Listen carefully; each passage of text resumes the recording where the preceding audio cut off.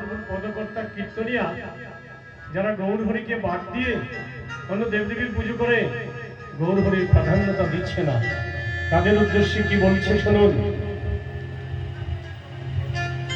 অবতারের সার গোড়ায় অবতার, কেন না চিনিলি তারে? অবতারের সার গোড়ায় অবতার, কেন না চিনিলি তারে? করিনি রে বাস, গেল না তিরাস, আপন কর্ম ফেরে। করিনি রে বাস, গেল না তিরাস, আপন কর্ম ফেরে।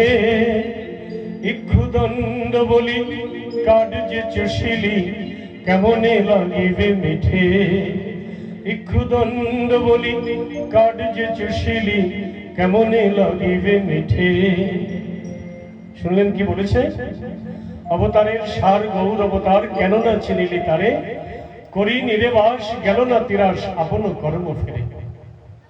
বলে অবতারের সার গৌর অবতারকে চিনলে না, কি করছো জানো? করি নিরেবাস, গেল না তিরাস। জলের মধ্যে বাস করেও তুমি তৃষ্ণা মেটাতে পারলে না, তুমি তৃষ্ণাতুরী থেকে গেলে।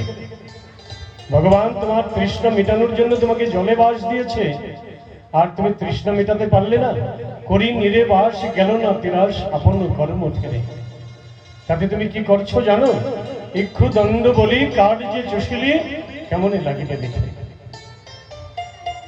ইক্ষুদণ্ড ভেবে যদি একটা কাঠ কেউ চষে, বলুন সে মিষ্টতা পাবে কোনোদিন? সারা জীবন চষলেও সে মিষ্টতা পাবে না, ইক্ষুদণ্ড ভেবে যদি একটা কাঠকে চষে। কিন্তু ইক্ষুদণ্ড যদি চষে, তাহলে মিষ্টতা অবশ্যই পাবে। সেই ইক্ষুদণ্ড হচ্ছে আমার গৌর হরি, কলিযুগ পাবন অবতার শ্রীকৃষ্ণ চৈতন্য মহাপ্রভু। সমস্ত অবতারের সার অবতার যিনি, কলিযুগের ভগবান। এমন ভগবান কেউ ভজন না করলেও তাকে কৃপা করবেন। নরোত্তম দাস কহে গৌরার সম কেহ নহে, গৌরা না ভজিতে দেয় প্রেম। এমন ভগবান যে হরিনাম আমাদের জন্য এনেছে। কেউ যদি হরিনাম নাও করে, মন্দিরের রাস্তা দিয়ে তো যাবে সে। দুর্গাবাড়ি, কালীবাড়ি, শিব বাড়িতে হরিনামের কীর্তন হচ্ছে, অখণ্ড হরিনাম। হরিনামের ধ্বনি যখন তার কানে পৌঁছাবে, সে নামের ধ্বনি শ্রবণ করেও সে পার পেয়ে যাবে। ভজন না করলেও সে পার পাবে। এমন ব্যবস্থা কেবল কলিযুগের ভগবান মহাপ্রভুই করেছেন, আর কোনো ভগবান করেন। সেই জন্য বললেন, ধন্য কলিযুগ যাতে চৈতন্যের অবতার, কৃষ্ণ নাম প্রেম দিয়া পৃথিবী কইলা উদ্ধার। কলিযুগকে ধন্য করে দিলেন মহাপ্রভু, আর তারাও ধন্য সে মহাপ্রভুর সেবা যারা করতে পারেন।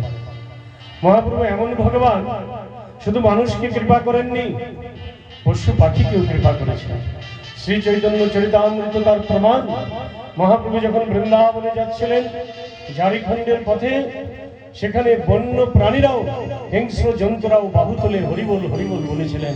মহাপ্রভুর প্রেমের বন্যায় ভাসিয়েছিলেন, ভেসে গিয়েছিলেন তারা। সেই ভগবান হচ্ছে মহাপ্রভু।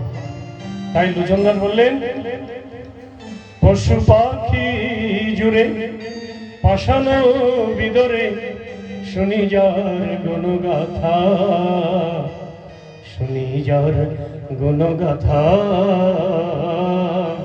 শুনি যার গুণগাথা। পশু পাখি জুড়ে পাষাণ বিদরে, শুনি যার গুণগাথা। বলে যার কথা শ্রবণ করে পশু পাখি জুড়ে যায়, পাষাণ গলে যায়, সেই প্রভু হচ্ছে শ্রী চৈতন্য মহাপ্রভু। এমন প্রভুকে আমরা ভজন করব না, আর কোন ভগবানের ভজন করব? যে পশু পাখি জুড়ে পাষাণ ভিতরে, পশু পাখি পর্যন্ত গলে যায়, পাষাণ ভিতরে যায়, যার কথা শ্রবণ করে। তাই তো পদকর্তারা বলেন, বলে এমন দয়াল কেবায় আছে, নিতাই গৌরাঙ্গের মতো। এমন দয়াল কেবায় আছে, মার খাইয়ে প্রেম যাচ্ছে। এমন দয়াল কেবায় আছে। বলে এমন দয়াল কি আর কেউ দেখাতে পারবে? কোথাও আছে? নাই, নেই তো কোথায় দেখাবে? আছে তো কেবল গৌর নিতাই। যারা মার খেয়েও প্রেম যেচেছিল, মেরেছিস কলসির কানা, তা বলে কি প্রেম দেব না? আয় আয় বলে তাদেরকে বুকে টেনে নিয়ে প্রেম দিয়েছিলেন। সেই প্রেমাবতার প্রেম পুরুষোত্তম হচ্ছে কলিযুগ পাবন অবতার শ্রীকৃষ্ণ চৈতন্য মহাপ্রভু। আসুন সকলে মিলে আমরা সেই সিদ্ধান্ত, সেই সংকল্প গ্রহণ করি, সব চিন্তা পরিহরি, শুধু কেবল গৌর হরি। সব চিন্তা পরিহরি, শুধু কেবল হরি হরি গৌর হরি। এই কলিযুগে মানব সকলকে, অশ্রদ্ধ কাউকে করব না, কিন্তু ভজন করব কার? হৃদয়ের আসলে কাউকে বসাবো যিনি কলিযুগে এসেছেন কলিযুগকে উদ্ধার করতে। ত্রেতা যুগে যিনি এসেছিলেন ত্রেতা যুগের বাসীকে উদ্ধার করতে, তাকে হৃদয়ে বসাবো না, তাহলে সঠিক মূল্যায়ন হবে না। কলিযুগের ভগবানকেই আরাধনা করতে হবে আমাদের, কলিযুগের ধর্মই আমাদের পালন করতে হবে, সেটাকে বলি যুগ ধর্ম, যুগাবতার। আবারও যদি কোনোদিন আপনাদের সান্নিধ্য লাভ করার সুযোগ পাই, তাহলে আবার হয়তো কোনোদিন সে বিষয়ে আমরা আস্বাদন করব। একদিনের একটু সময়ের মধ্যে মন তো আমাদের বিচলিত,